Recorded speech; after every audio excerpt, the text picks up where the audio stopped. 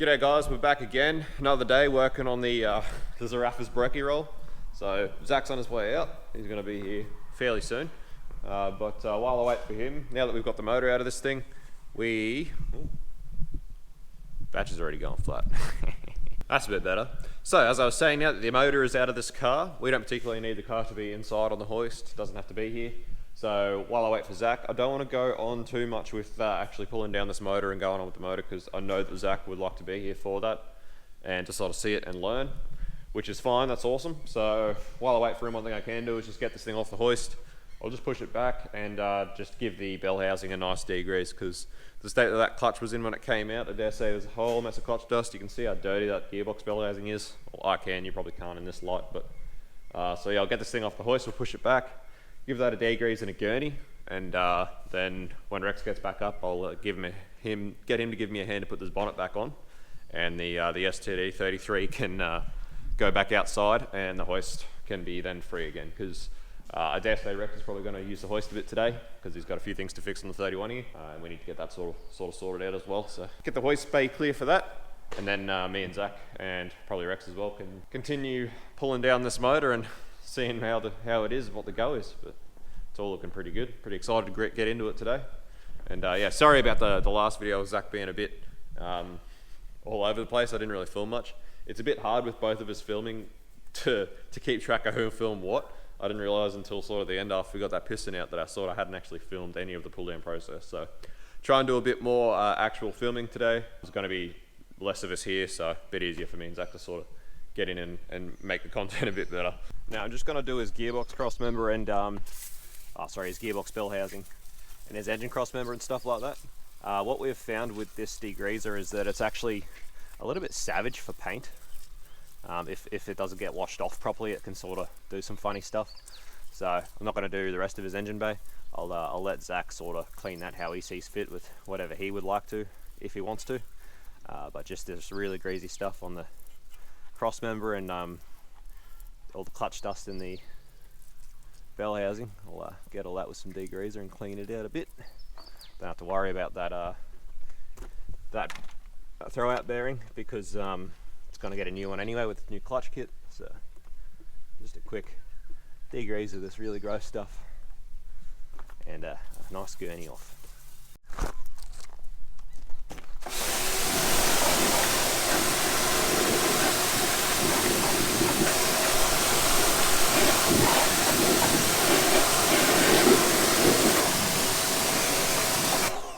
Nice and clean. Righto, so some other things I will start to go on with as well without Zach while I wait for him is actually getting the rest of the studs out of this head. So as you would probably already know and probably have seen, this head has quite a few snapped exhaust studs, which we actually have to drill out. So I'll wait for Zach to do them and show you all how to do that. As far as getting the rest of these studs out, because Zach has actually went and bought a complete set of genuine Nissan OEM new studs. So what we use, this little doover is a stud remover, and just goes on a 3/8 ratchet drive. Very, very handy tool. We use this quite a lot. So it's pretty much just a cam lock, which actually locks onto the stud, allows you to pull it out. And so I'll just shimmy this head over to the edge of the bench and start pulling out all them exhaust studs. And there's 2 intake studs I'll pull out as well, just so that the head's nice and bare for when we send it off to machine shop. And I'll probably just pull out all the head bolts just with a magnet, just because we're not going to be using them either. Zach's got some ARP head studs to go back in this motor, so can pull out all them head bolts. They don't need to be in there. And then when Zach gets here, we'll start sort of deconstructing the head a bit further as far as pulling the cams out and starting to pull the head down and pull the valves out and valve springs and do all that sort of fun stuff. So pull these studs out. Apologies guys, I actually lied to you all. It's actually a 1/2 inch drive, not a 3/8 for this one. But as you can see in the holes there, you got 2 different holes, 2 different sort of size studs. So for this one, we're just going to put them through the bigger one, because they're quite large sort of studs.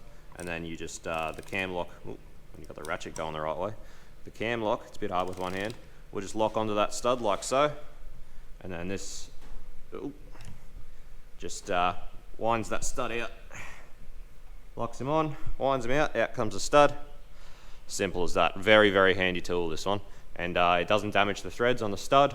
It's usually quite good, unless you get a really stubborn one. Sometimes you can get just a little bit of indentation from that cam lock, but it's a much better way than trying to lock nut it and try and pull it out with a socket and that's just frustrating and a real pain. This is a real easy way to do it with this tool. So out she comes. Bob's your auntie. Hey buddy. So studs are gone. Just got to get these bolts out with a magnet. Yoink. Hey, hey. Yoink. So rinse and repeat for all the old head bolts. One nice thing about RBs is they put these little cutouts in the cams so that you can actually get out all the head bolts. Not like a JZ where you've got to actually take the cams off to get the head off, which is a pain in the ass. Oh, that one I need to rotate the cam a little bit to get at it. But you get the idea. I tossed the head bolts aside. Oh no, got a runaway washer. Where's it going? Oh, behind the compressor somewhere. So I've got all the studs out that I wanted to get out. I've got all the head bolts and washers out. I've got all the actual core pack bloody mounts out of the head as well. You can actually just leave the core packs on that mount and just take the whole mount together if you like. I've also taken off the VCT cam gear. Now we undid the actual VCT cam gear bolt while the head was still in the motor. The torque specification for this cam gear bolt is like 132 Newton meters. So it is quite tight. So it's a lot easier to get that bolt out while the actual timing gear is all still on the motor, rather than trying to get it out when it's just a cam, because you end up just sort of turning the cam. It's a real pain. So we took that bolt off the other day, so I just popped that cam gear out. So apart from this is about as far as I wanted to get it without Zach. The rest of it we'll wait for Zach to deconstruct it. We've got Zach's bonnet on and his windows wound up. We had to connect his battery to wind up his windows, but it's ready to get pushed over out of the way when he gets here. This is the new bumper I got off Liam for Rex's 31, but Rex is sort of debating at the moment whether he's going to be bothered to actually paint this one up and use it, or just leave that one on the car. Now, both of them are not the best, Nick. You know, this one's actually got cracked down the side, and it has been cut for like a nudge bar or something at some point, so it's not exactly a perfect bumper anyway. So, like I said to Rex, I want one for the LS31, so whichever one he doesn't use, I'm going to use anyway, so it's really up to him whether he could be bothered actually prepping and painting this one up. But he's thinking at the moment that, considering they're both in pretty bad nick, he'll just leave the one that's already painted on the car. Save some time and work. It's not really any better. Yeah, it's a lot of time and effort for a bumper that's not really any better. So 6.5 a dozen really, but like I said, whichever one he doesn't use, I'll use anyway. So doesn't mind me. Alrighty, so I'm getting a bit impatient waiting for Zach. He's not late, it's just that I'm impatient. So I am going to just continue going with this head. It's nothing super informative to give you anyway. Just we take off this CAS bracket, which is all 12s. It's actually, I'm surprised how clean the front of this motor was. I don't think it had been very long since it's had probably a timing belt done. I'd say it's probably recently had timing done and a few other things. There's a fair bit of RTV and stuff in it, like it's definitely not a stock motor. It's been opened before. Oh, stock motor, but it's definitely been opened once before. There's RTV and stuff everywhere. So. All this stuff like these bolts, the CAS bracket, everything looks very clean. Like someone's recently done some work to it and actually paid quite a bit of attention to make sure it's all clean. So far, like from what we've seen from that one bearing where we took off rod and piston number 3, apart from that, so far this motor has looked like it was probably actually quite healthy. But we'll find out more as we continue to pull it down. There's just a few dowels that hold this on, so it can be a bit of a tricky, gotta wobble it off. There we go, CAS bracket off. So now we've got the exhaust cam gear, these are actually 11mm bolts, so be careful of that. They're not 12s, they're not 10s, they're 11s for some reason. I can't find our 3/8 11, so 1/4 inch it is, get that off.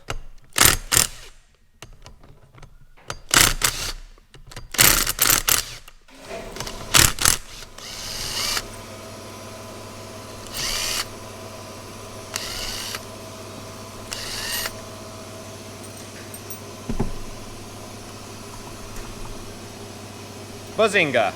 Then we've got the old timing cover backing plate, which is all 10s, just because Nissan like to make everything a different size. Ooh.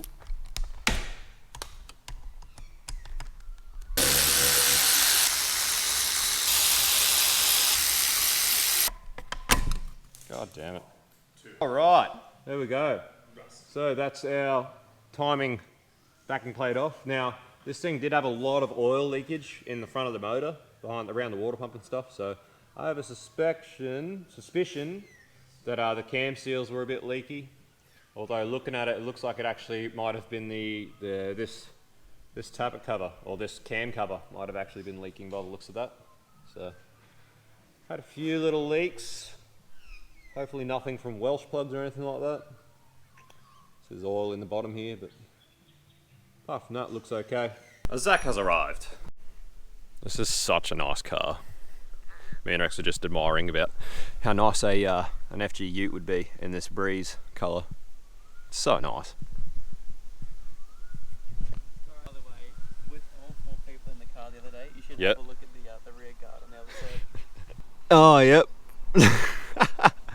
Nice. A little bit of rubber. Oh yeah, the old elbows. Yeah, no more coronavirus stuff. No, this virus stuff. That's it. All right, so I just got to go down and have some brekkie real quick. Sounds good. No worries. We'll get stuck in. Certainly, sounds good. I'm keen to get this thing sorted today. Ooh. Oh, it's still the same. Oh, almost. I just started pulling up a lot of the stuff on the front and pulled out all the rest of your studs. Oh, beautiful. There you go. So, cheers for that. That's about as far as I wanted to get without you here. Beautiful. What the fuck is that? Was that in my engine? Nah. Oh, right. It's out of the shed. Right. I was going to say, it doesn't look like any pen of my car, but... Alright, so we'll just get Zach to move his Falcon so we can push the 33 over onto that pad.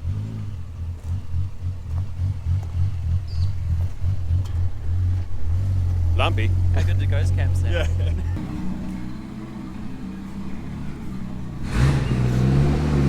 Alrighty, it's time now to start looking to get these cams out. So cams you got to be kind of pretty careful with because they're cast, they're very brittle. And because they are obviously torqued down on caps, if you do them unevenly and just load it up on the middle lobes, it'll twist the cam. You can get cams that sort of bend and snap if they're installed or removed incorrectly. These back 2 windage plates are just on top of the studs, so they just come off.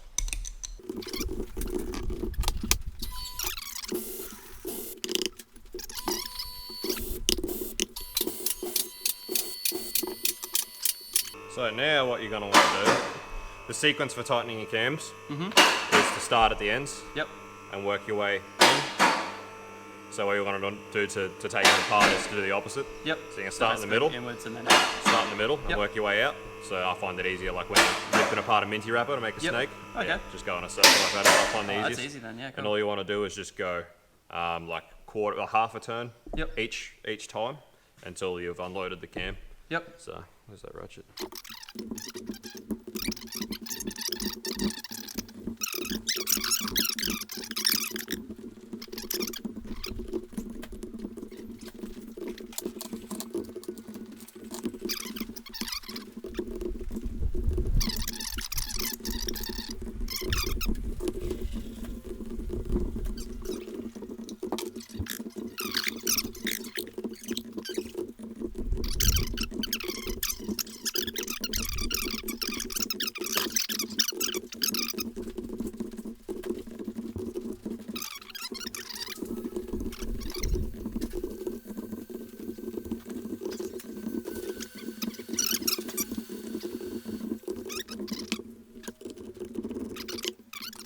Rightio guys, so we've got this header part completely deconstructed now.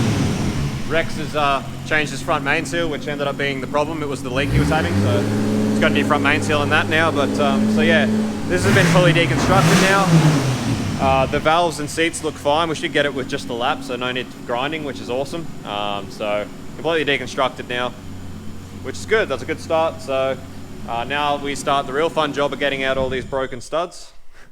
So we got heaps of broken exhaust studs we've got to get out. So we're going to do all our abrasives on the head this afternoon so that tomorrow I'll take it down to the machine shop and get them to crack test it and resurface it. So I want all these studs drilled out and pulled out today, and I want our Ross Racing head drain holes drilled and tapped today so that all of that is done, and I want the valves lapped today so that all that is done so we can send the head away. You can get what it needs to happen, and then when it comes back it's ready to get reassembled straight away. So Now we start this awesome process. So for we're doing these, what we're going to do is just center punch the very center of the hole. It's important to get them right in the center. So center punch those, and then we'll drill them out and try and use an easy out to try and get them out. And as Zach's doing here, let them soak in some unicorn piss and pray. Yeah, pray that they come out pretty easy. Usually it's okay because once you've drilled out enough of the center, it sort of relieves a lot of the tension of the actual the thread or the stud. What's left in there anyway. So yeah, fingers I can crossed. imagine it's a lot easier outside the car than it is inside. Yeah, much easier. I would probably not even bother attempting this inside the car. Yeah, that's it. But yeah, we've got to get it out so that this head's all nice and healthy. And so yeah, we'll check back in and see how much we haven't sworn and throwing things around the shed. Zach's been just pulling stuff off the block, so he's gone ahead and pulled the rest of the timing gear off, pulled the water pump off.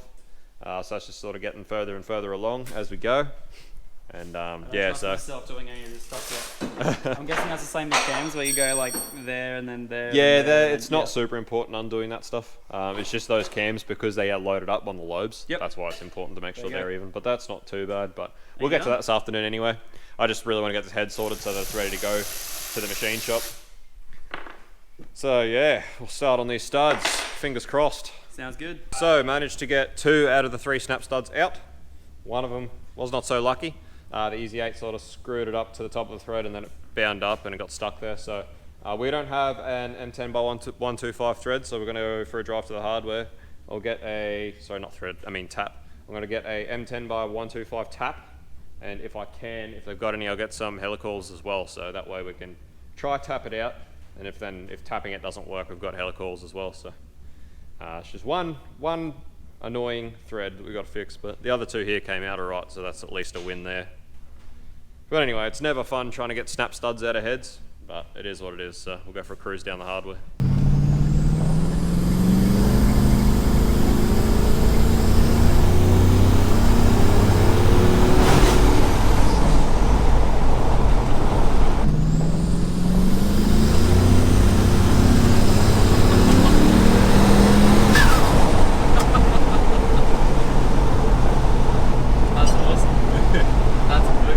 Alrighty, no luck at the hardware, guys. They didn't have what we needed, so I'm just gonna have to get that probably from the coast tomorrow or something. So we'll fix that last thread after the head gets back. It's gonna be the last thing. It's a pain, but there's not much we can do about it. So gonna continue on now. We'll start with installing this Ross Performance turbo drain or rear head drain on the head. As I've said before, you can do this while the head's on the motor if you want, like if you wish to. I've made a video about it, but we obviously, for us, it's very convenient because the head's not on the motor. So we're doing it off the motor, but can be done on the motor. So we'll install this, or actually get it ready for install pretty much, and then we'll give this head a wash down, and then we'll lap the valves after it's nice and clean. So we're going to start by punching out this Welsh plug. That's where this head drain fits in there. Yep. And then we'll measure up where we want to drill and tap our M6 holes. Righto guys, so we've got Zach here lapping up valves. Oh, great fun. having a blast over here. Gave him a rundown on the first one, and he's taken the wheel and he's running with it, so doing a good job. So he's doing that while I clean up the rest of the exhaust valves, just so that there's save one person standing around watching. Zach can learn by doing instead of learn by watching. Oh, definitely. I'm actually having heaps of fun. It's something so interesting and so different that I've done. Like I've been a detailer for years, but now like this is something completely different. So I'm so happy. Well, you've now done probably more engine work than all of your haters combined. They're gonna love that, aren't they? I really hope they watch that. So our neighbour next door, Pete, is an absolute legend of a bloke. He used to own a foundry in Brisbane, so he's still got a lot of machining tools. So we couldn't get a tap at the hardware, but we hit Pete up and to see what he had, and he couldn't find an M10 by 125 tap, but he does have an M10 by 125 die, which means that we can use that to make our own tap. So we probably will try that up. That's that one there. So that's an M10 by 125 die. So we might try and turn this bolt into a bit of a tap, cut some flutes in it, see how we go with that, and hopefully can get away with doing that and making a tap ourselves. So we'll give that a go. I'll give that a go when I finish cleaning up this valves, because I can do that while Zach finishes lapping. Righto, so Zach's here's finished the intake valves. He's moving on to the exhaust valves now, which is awesome. I finished cleaning up the valves, and before he started on the exhaust valves, I just went through and cleaned up the chambers just with the wire brush, just before he started lapping them. We finished his head drain and mocked that up. That's all good. So we are getting towards the end of getting this head prepared, which is good. So Zach's going to continue on with lapping those exhaust valves. And while he does that, I might try and make up a tap to try and sort out this last thread, because it would be really nice to get that sorted, because then that's it finished. So these ones are smaller. yeah, these ones are exhaust valves are a little bit smaller. Also, Rex put a new front main seal in this thing, so it's no longer leaking, so let's fix that. And we are waiting till tomorrow to get the new tail shaft center bearing. So that should be arriving tomorrow, which means we can then start looking at trying to get that in this car and get it back on the dyno and get the tune finished off. Zach slapped up all his valves, so they're all lapped up and been cleaned up. We pulled out the rest of the pistons out of the block, and all of them, the rings are quite sad, they all sort of just fell out, but no more cracked ringlings on any of the pistons. As far as all the bearings go, they're all looking fine. The actual journals on the crank look fine. We chucked one of his rings in the bore just to gap it up, just to ensure that he had, because he just bought standard size rings, but they're going to gap up fine. So we chucked one in, it's around about 16 thou, which is going to be pretty much perfect. Might open them up just a little bit, we still have to hone the bore, so we'll check them after we hone the bore. I just wanted to chuck one in to make sure we didn't have to source a new set of rings. So they're going to be alright, is what I'm getting at. That's pretty much probably going to be about it today. It's been not a bad day, this head. Well, I'd like to say it took longer than expected, but being 24 valves, I knew it would take a while. So, of course. well done to Zach to getting them all lapped, because your arms get pretty sore. Oh, it was fun. I'm having so much fun doing this, eh? I don't care. What I have to do, it's awesome. So this head, apart from that one stud that we still have to sort out, is ready to go to the machine shop. So at the moment, we're going to come back out tomorrow and keep going. And so tomorrow's Tuesday. Wednesday, I'll organise to get this head surfaced and crack tested at the machine shop, and to get the fittings that we need and a few other things I'll organise for Wednesday. So yeah, tomorrow we'll come back out. We've still got plenty of pull down finishing to do on the block, so we've got to get the oil pump, the rear main off, get the crank out, and then we have to get the block cleaned up. Zach may want to paint it yet, he's still deciding. Don't know yet. Then we've got to hone it, we've got to do ring gap, we've still got to clean up all the piston ring grooves, we've got to clean up all the pistons, we've got to do all the bearing clearances. So there is still much to be done, lots of cleanup. So tomorrow's going to be pretty much finish this block and then start on the cleanup. But if we can get this all sorted on Wednesday and we have cleaned up everything tomorrow, and even if we do get to doing ring gap and bearing clearances, that'll be awesome. But it means come sort of Thursday, Friday, we're going to be into the assembly sort of phase of this, and hopefully have the head back and everything ready to go. So to be honest, I'm actually super happy. Well, fingers crossed, depending on what else happens this week, but fingers crossed we'll be seeing this engine sort of go back together on Friday. And yeah, then we'll see what we can do on the weekend about getting it back in the car. Dude, I can't believe that. That's crazy. Yeah, things do happen surprisingly quick around here. Yeah. When we actually have the bits to do it. Like. Things do happen surprisingly quick at On-Song Performance. Definitely book your car. But anyway, that's for today. That's going to be it. Actually, one thing I do want to talk about before we go. I saw Zach made a post about potentially going to forge pistons, and there are a lot of people that sort of commented on the post talking about going to just an extra thickness head gasket. I'm going to tell you why I don't agree with doing that, particularly on RBs, let alone sort of any motor. So what you have as your piston comes towards top dead center is a quench height, which is pretty much the height between the top of your piston and the bottom of your head at top dead center. So that's, you know, right where you're going to have combustion pretty much.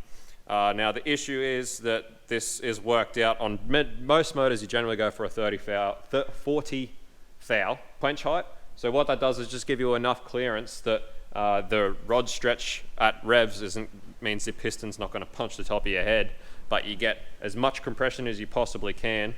And what this does is it sends a compression wave, and particularly on the RB25s, because they got the spark plug right in the center of the combustion chamber, they have these quench pads, which actually, what happens is as it comes up to top dead center and you get to that quench, it shoots a compression wave, and these shoulders actually shoot it towards the center of the plug.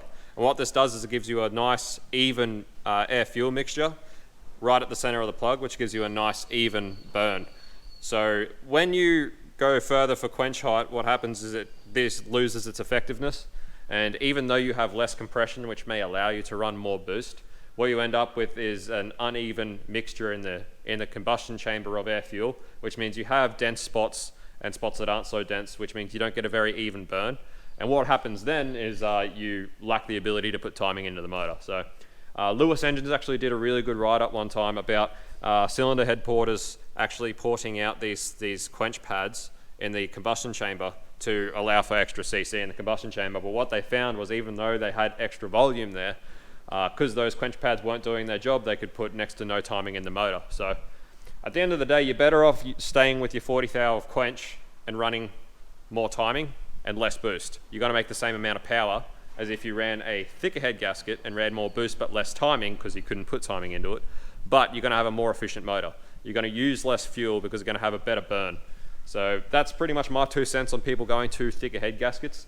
They do exist for a reason. That reason generally is for getting your head surface. Like if you've got a bit of a bow in your head, sometimes you've got to take a fair bit off, and you can use that thicker head gasket to get back to your 40 thou quench. But from factory RBs, the actual deck height and piston height at top dead center they're the same on RBs.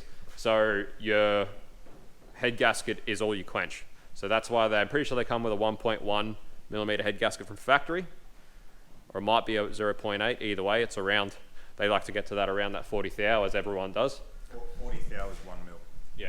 So I'm pretty sure they're all 1.1 from factory. Yeah. So pretty close to that 40 thou. 44-ish.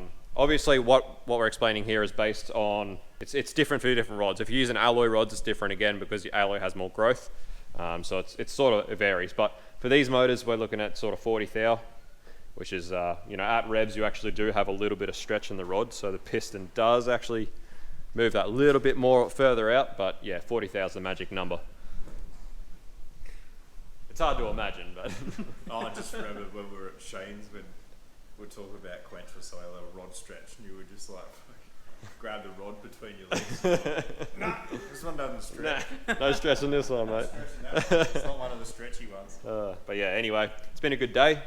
It's been a really good day. So we will pick this up in the morning. So tune in tomorrow. Thanks for watching. Hit like, smash, subscribe.